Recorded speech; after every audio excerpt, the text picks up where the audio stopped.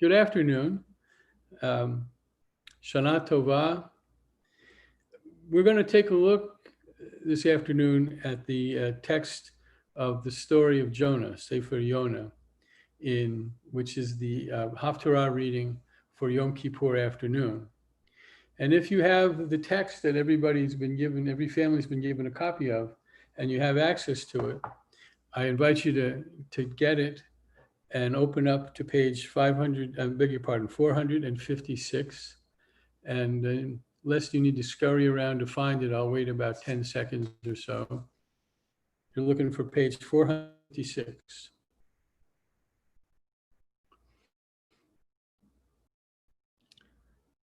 So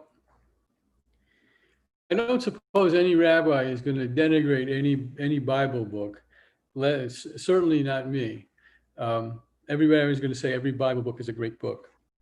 There's some real greatness in the book of Jonah. And some of it is in the Hebrew language, which we're not going to be able to focus on, the language of the text. But some of it is in the strangeness of the story, the strangeness of the character of Jonah, the strangeness of the theme of the story. And along with that, I always ask the question of myself and whatever group I'm teaching, I always ask, why do we study this book on the afternoon of Yom Kippur?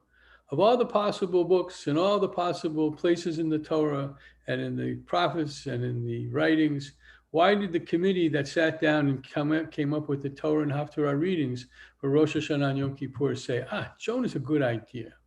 Now, I have an idea. I'm not sure it's the best idea, and certainly not the only idea. But as we go through the text, one of the things I'm going to point out is a continuing theme, a theme of in at least two important places that will buttress my idea as to why I think we read the book of Jonah on the afternoon of Yom Kippur. And my idea may come as a bit of a surprise. So I think what we're going to be able to do is read through the whole text, word for word. I'll read very quickly and stop when I have a point to make. Unfortunately, you're there and I'm here, and we don't have the ability to go back and forth and ask questions, and you can argue with me. We can do that perhaps at another time. Right now, you have to just be a passive audience and listen to what I have to say about the text. So the book opens, "The word of the Eternal came to Jonah, the son of Amittai. Go at once to Nineveh, that great city, and proclaim judgment upon it, for their wickedness has come before me."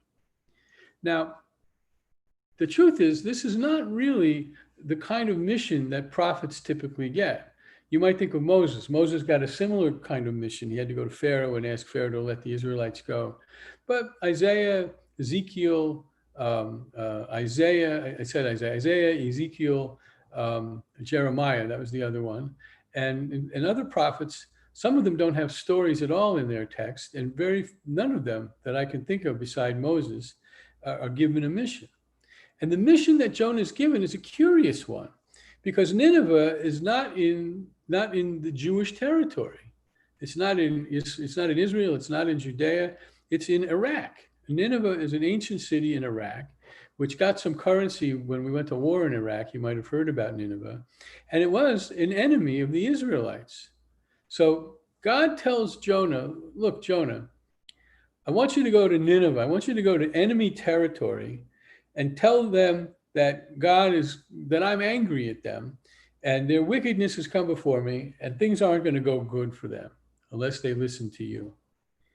Well, that's a curious thing. And one of the things that the Bible doesn't do very well, in fact, it hardly does it at all, is interiority. It doesn't tell us how someone was thinking and feeling. Occasionally that comes up, and it often comes up through actions and somewhat through dialogue. But it never says, like, Jonah thought about this job that God had given him, and he really didn't want to do it. And he hemmed and he hawed, and he decided he was going to take a ship away from the territory. But that's, of course, what happens. Jonah started out, however, to flee to Tarshish from the service of the Eternal. He went down to Joppa, found a ship going to Tarshish. He paid the fare and went aboard to sail with the others to Tarshish, away from the service of the Eternal. So the repetition of Tarshish, Tarshish, Tarshish, at the very least makes it clear that that's where Jonah wanted to go, far away from Nineveh and from the service of God. Jonah thinks that somehow by going to Tarshish, Jonah, will escape God and escape the mission. Now, I'm not going to give you too many spoilers, but I suspect you already know to some extent what happened. But let's take a close look at what happens. So he's on the boat. The Eternal cast a mighty wind upon the sea, and such a tempest came up upon the sea that the ship was in danger of breaking up. So God's angry, and God's taking his anger out on Jonah on the ship. In their fright, the sailors cried out, each to his own God, and they flung the cargo overboard to make the ship lighter. Obvious acts of desperation that I imagine any ship in that time and in that capacity the people would do. They throw everything overboard, all the cargo that they brought with them to sell someplace. They threw it overboard to try to make the ship lighter. What does Jonah do? Does Jonah participate? Does he help? No. Meanwhile, Jonah had gone to sleep in the hold of the vessel where he lay. I beg your pardon. Meanwhile, Jonah had gone into the hold of the vessel where he lay down and fell asleep. So what is that the actions of? Well, first of all, it's the actions of a person who's not going to get involved in solving the problem. But it's like he's not scared. Who can go to sleep in the middle of a tempest? But he was able to do it. He went down and he's snoozing. But the captain went over to him and cried out, "How can you be sleeping so soundly?" A rather obvious question. "Up, call upon your God. Perhaps the God will be kind to us and we will not perish." So right now what's going on is you have this picture of all of these sailors who have different gods. They're all praying to their gods. And Jonah now is being asked to pray to his God. Maybe his God will respond. Well, we know who his God is, and we know how that's going to come out. And if you don't know how it's going to come out, you can kind of figure it out from this is the Bible after all. The men said to one another, "Let us cast lots to find out on whose account this misfortune has come upon us." They cast lots, and the lot fell on Jonah. So these two sentences, they're kind of a mixed bag, aren't they? I mean, this is the reality. This is a reality in which Yahweh is the God.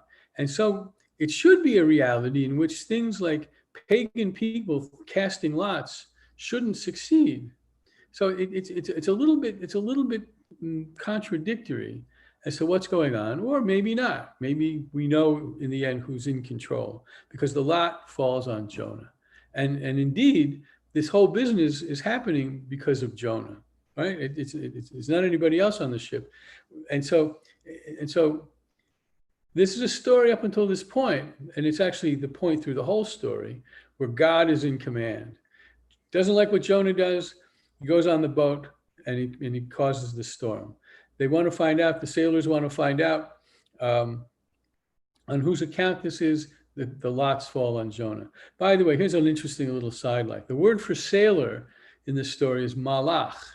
And what's the word malach mean? It means salt, because sailors go to sea, which is similar to the expression in English in reference to sailors, an old salt. So it falls on Jonah. And they said to him, now note the tone, or the best that we can ascertain what the tone is. Tell us who you have brought. Tell us, you who have brought this misfortune upon us. What is your business? Where do you come from? What is your country? And of what people are you? And this is a very pregnant question.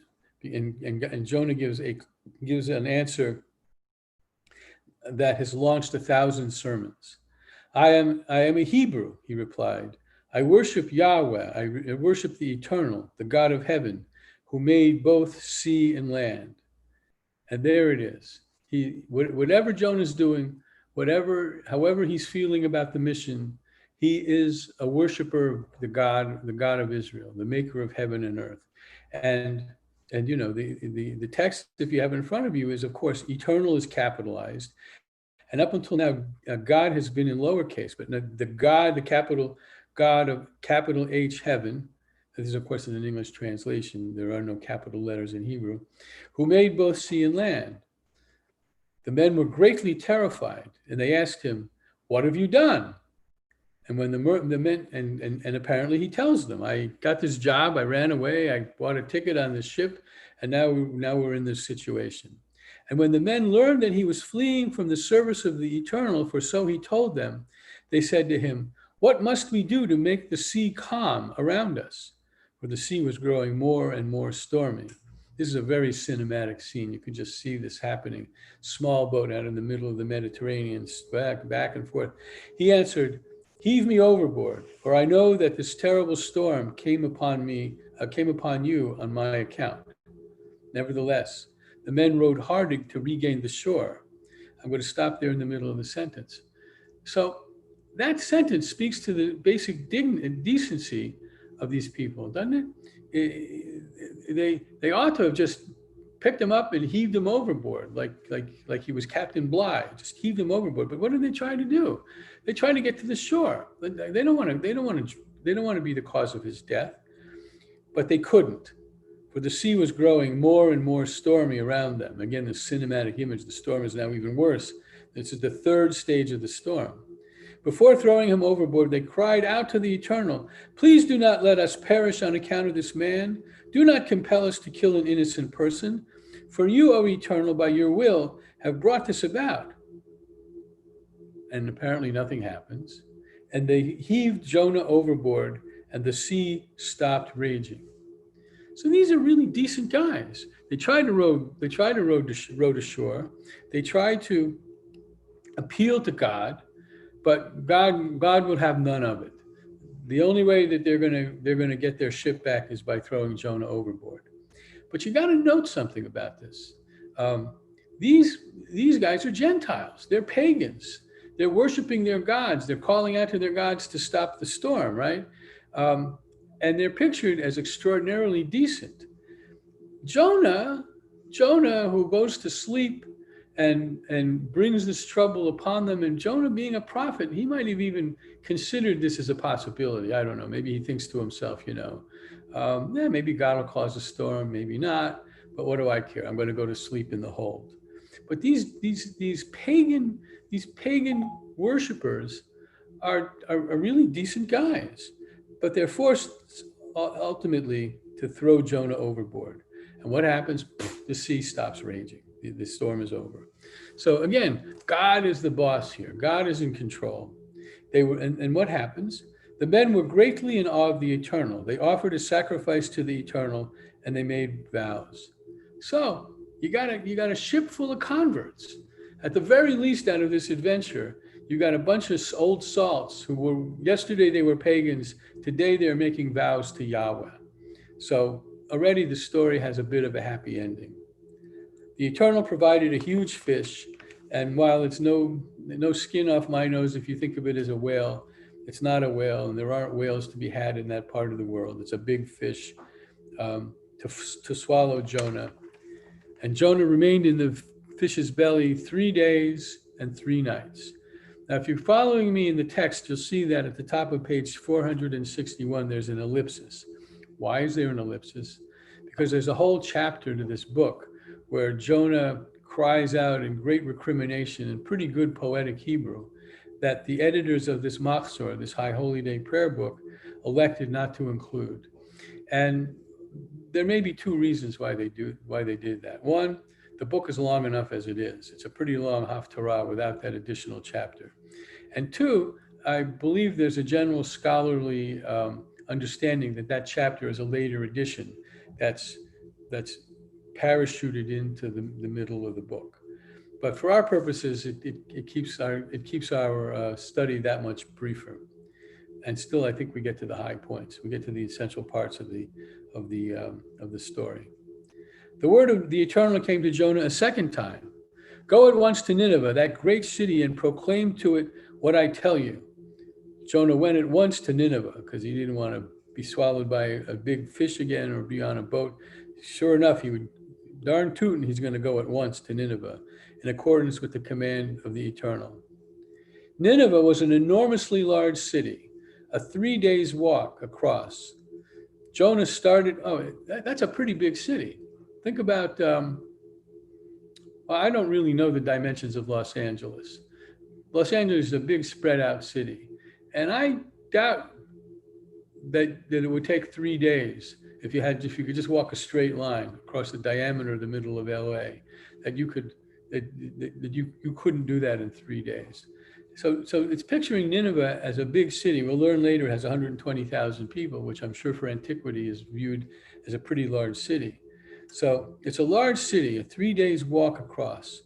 Jonah started out and made his way into the city, the distance of 1 day's walk, and proclaimed, 40 days more, and Nineveh shall be overthrown. So now he's doing his job. He's walking around smelling like old fish, and he's proclaiming that in 40 days, Nineveh is going to be overthrown. Now, note the number 40, and think about the Bible and the number 40. And how many instances of 40 can you think of? How many years did the Israelites wander in the desert? 40. How many days did it rain? How many days and nights did it rain for the flood? 40. By the way, the whole flood experience was about a year, but 40 days left enough water so that they had to float for the better part of a year for the water to go down. Can you think of another 40?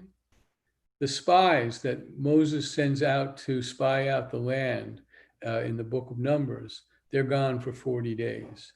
And when the prophet Elijah walks from Mount Carmel to Mount Horeb, that's a 40-day walk. In fact, he's well outside of Mount Horeb, and still takes him 40 days. Mount Carmel, rather. It still takes him 40 days to walk to Mount Horeb. Horeb being another name for Mount Sinai, by the way. So that there may be other instances of 40, but you see what the number does in the Hebrew mindset. It's a number that means a lot. 40 days, 40 years. It's a lot. It's a lot of time, and it's sort of seen. I don't know about this in any arithmetic sense, but it's seen as a magical number. 40 days more, and Nineveh shall be overthrown. And then the next line is very simple. The people of Nineveh believed God. Note, it doesn't say they believed Jonah. They believed God. Jonah is seen as just the agent of God. They believed God. And why is that? Nineveh is a bunch of pagans too. Why should this event, this guy walking around smelling like he was several days in the belly of a fish, why should that inspire them to believe God? But they did. They proclaimed a fast, and all alike put on sackcloth. When the news reached the king of Nineveh, he rose from his throne, took off his robe, and put on sackcloth and sat in ashes. And sackcloth and ashes are symbols of mourning. So the king himself, what if the king in question were Pharaoh back in Egypt? Pharaoh would say, the heck with this. 10 plagues, what do I care? The Israelites are not going to go. I'm Pharaoh and I'm a powerful guy. But this king has a certain degree of humility. He believes God also. He believes God. And as a great symbol for his people, he puts on the air of mourning, the garment, and sits in ashes in mourning. And then he verifies or amplifies the decree that had already been made by the lower echelons. By decree of the king and his nobles, neither man nor beast shall taste anything. They shall not graze, and they shall not drink water. They shall be covered with sackcloth and shall cry mightily to God. Let all who turn back from their evil ways and from the injustice of which they are guilty. Who knows but that God may turn back and relent so that we do not perish? Now, boy, does this sound like a Sunday Protestant preacher on the radio? The guy is saying, it's clear what he's saying. Every person and every animal has to fast. There's a sense here. It resonates for me. There are a couple of different things that resonate for me. One, that the flood required the killing not only of humanity, but of animals. And you probably want to argue with me about the justice of the flood, and we can talk about that another time. My point here is not whether God acquits God's self well by bringing on a flood, but rather, in order for justice to be done in the mindset of the author of that story, God had to destroy, men and beasts. Now, where fish fit into that, I don't know. You don't read about the fish dying. So the fish in that story kind of get the best deal. And also Amalek, the classic Jewish enemy, who's supposed to be totally and utterly destroyed, including all the animals. And so when King Saul does battle with Amalek and he lets a couple of animals live, it permits the continuation of the line of Amalek until further on. In fact, Haman in the Purim story is said to have been of the line of Amalek, and King Saul was deposed. He was dethroned because he didn't follow God. So he's supposed to kill everything. So here, the animals have to fast along with the people, and maybe God will change God's mind. And if they turn back from their evil ways. Again, doesn't that sound like a Sunday preacher? I've never heard a rabbi talk like this. Turn back from your evil ways, and maybe God will change it. But the remarkable part of this, and of course the author can do whatever he wants, but the remarkable part of this is that the Ninevites, again, I know I'm repeating myself, the Ninevites, who were pagans, are drawn into Jonah's orbit and are believers. Jonah says they're going to be destroyed. They believe it. And so the whole town, the whole city, 3 days walk across, they're now in sackcloth and ashes. You think of a cow in sackcloth and ashes. That's sort of a funny image. A pussycat in sackcloth and ashes. They're all fasting, and they're all repenting. They're all atoning. It's like Yom Kippur for a long time for these guys. God saw what they did and how they were turning back from their evil ways. And God renounced the punishment planned for them and did not carry it out. Now, I guess the implication here is that this whole thing went on for 40 days. Now we're in the middle of the 7th or 8th month of COVID.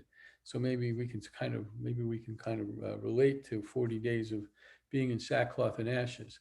But 40 days come and 40 days go. And they wake up on the 41st day and they look at themselves, and they're not in heaven or wherever it is pagans think they go when they die, but they're still alive. And so their repentance brought them through. They brought them redemption. Their repentance brought them redemption. That was the word I was reaching for. Now Jonah, he should be patting himself on the back, right, and going to Starbucks and getting a triple latte with shots of this and that. He's a really curmudgeonly fellow. This displeased Jonah greatly, and he was grieved. He was unhappy.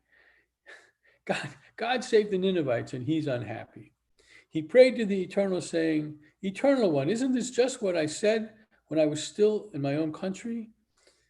But we don't hear him. We don't hear him saying anything. Maybe he thought something to himself. And this is why I fled beforehand to Tarshish, for I know that you are a compassionate and gracious God, endlessly patient, abounding in love, renouncing punishment. But what he fails to see, this is not much of a prophet. This guy, he's a bit of a schlub. He doesn't recognize that though it was God who threatened the destruction, and it was God who redeemed the people, he was the agent for it. He should get the Nobel Peace Prize for failing, for saving Nineveh. But he doesn't see that. Take my life, he says, for then I would rather die than live to see this. The Eternal One replied. And I always hear this with a kind of deep, calm, slow voice. Are you deeply grieved?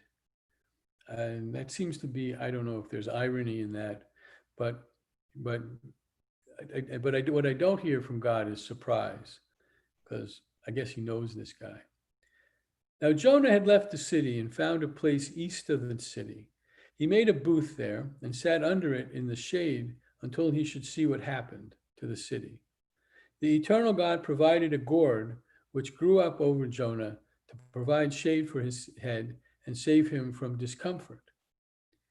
So sitting in this booth, I guess the shade isn't as extensive as one would like. And God has a giant zucchini or a pumpkin or some such giant gourd grow above Jonah to provide him with some shade. And this gives Jonah some relief. He was very happy about the plant. But the next day at dawn, God provided a worm which attacked the plant so that it withered. And when the sun rose, God provided a sultry east wind. The sun beat down on Jonah's head, and he became faint. So God's playing a kind of a trick, and I'm gonna at the end of this, which we're coming to, I'm going to try and play this out a little bit. But should you encounter me in person or by email or on Zoom, and you have a different interpretation, I'd be more than happy to hear what you have to say, because this ending is always a bit of a puzzlement for me. I don't really quite get it. He begged for death. The second time he wants to die. I would rather die than live, I guess because he's out there in the sun and he doesn't have sunblock. It's just very uncomfortable for him. Then God said to Jonah, "Are you so deeply grieved about the plant?" So now we know he's unhappy, not because he lost the shade, but because he developed some kind of a personal relationship with the plant. He gave it a name. I don't know. He petted it before he went to sleep. "Yes," he replied, "so deeply that I want to die." That's a relationship with a zucchini that I've never heard of. "I want to die." Then the Eternal said, "You care about the plant, yet you did not work on it nor cultivate it. It appeared overnight and it perished overnight." So what God seems to be saying here is, I did you this favor, I gave you this gourd, I took it away, but in neither case did you do anything about it. It wasn't your seed, you didn't water it, you didn't take care of it. And yet it appeared and it disappeared. And in some sense, God is saying it's a relatively inconsequential thing, this gourd. And this gourd is something that you really care about. You're caring about a gourd the way some people or some superior beings think about people. "And should I not care about Nineveh, that great city in which there are more than 120,000 persons who do not yet know their right hand from their left, and many beasts as well?" Now, first of all, this is a bit of a perfunctory ending. You'd want, whenever I get to this point in the story, I always want a little bit more of closure, a little bit more closure than what we're given here, a little bit more of a conclusion. But this is the story. And the analogy that God is making here, and maybe, well, we'll get to the next stage of it in a second. The analogy that God is making here is, look, you cared about that plant, and me, I created these people. I created the heaven and the earth. You said so yourself earlier in the story, that you're a Hebrew and you worship the God of maker in heaven and earth, right? And you care so much about a stupid zucchini. Why shouldn't I care about people? And why shouldn't I care about people implicitly in two ways? One, why shouldn't I care about people when they do bad and worry about or be ready to punish them as a consequence of their badness? And why shouldn't I give them a chance to repent and do good and live on? And so I don't have to destroy Nineveh. So God is saying here, I think, God, the maker of heaven and earth, I care about these people.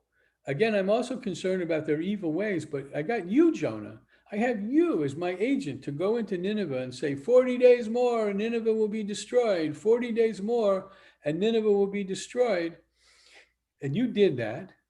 And I saved the city as a result. And as a result, no, Jonah, you kind of saved the city too. But here you are, this curmudgeonly guy, but that's already we've already gone past that. Now, you don't know. I suppose what I would like, and certainly in modern literature we would have this, we would have Jonah sort of thinking about this and thinking about it, and maybe going on to the next adventure in his prophetic life. I didn't say pathetic, prophetic life. But Jonah appears no more in the Hebrew Bible, and if memory serves, he just has a bare mention in one other prophetic book. This is his story. This was his chance for glory, and at one level he blew it. On another level, we read his story every Yom Kippur, and we can't say that for all the other prophetic books. We read very few of the prophetic books during Shabbatot and other holidays. So it raises the question: why do we read this book on Yom Kippur?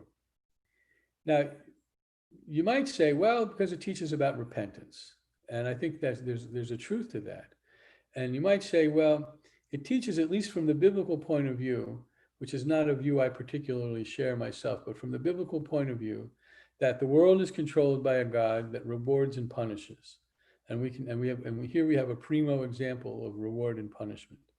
And so we're learning something serious about biblical theology here, and that's undeniable. But note that the sailors back in the day, when Jonah got on that boat, were Gentiles. And note that Nineveh is a city of 120,000 Gentiles, pagans. This is not about redemption of the Jews. It's not even about redeeming Jonah. We're not clear at the end of this story if he's a very much redeemed individual. And so it's a curious kind of a lesson that I think the story is telling us on Yom Kippur afternoon. It's a story about Gentiles. It's not a story about Jews. And I suppose there are two ways you could articulate that. One, if Gentiles can behave so well, alachat kama v'chama, which is a Hebrew expression which means all the more so you Jews. And maybe that's what the rabbi meant. If Gentiles can be so kind in the case of the sailors on the boat, and so immediately to the word of God, not Jonah, up to the king of the Ninevites, and all the beasts and all the people, all the viziers and shopkeepers and what have you, why can't you Jews do the same thing, at least the same thing? Now, my other way of looking at it is really the same way as I just expressed it, which is that maybe the story is about Gentiles, about pagans doing good things, and that we Jews ought to consider the possibility, because Judaism can be a little self-centered if you don't know that. Consider not the possibility, but the reality of the fact that pagan people can be just as God-fearing as Jews. And if that's the case, well, that's certainly what I take away from the story anyway. I don't know what the committee had in mind, but it's a sort of powerful story for Yom Kippur. Yom Kippur is about us atoning individually, atoning collectively, but atoning as Jews. This story is about one Jew, one God who's universal, and two groups of pagans, the sailors and the Ninevites. So it's an interesting story. I don't know that you agree with my interpretation. You're free to think about it any other way you'd like, but those are the two ways, as I said just in the last couple of minutes, that I can see why we read this story on Yom Kippur. Other than that, of course, it's a great story. It's an undeniably great story. And maybe the rabbis were just at a loss. We need a great story for Yom Kippur afternoon. Everybody's stomachs are rumbling and we're tired and we're ready to go. Let's give them a story that'll wake them up. That could be it too. But I suspect that wasn't the reason. So thank you for tuning in. I'll see you for Mincha, which is coming shortly. And again, Chatima, Gamar Chatima Tova, happy and healthy. May you be signed and sealed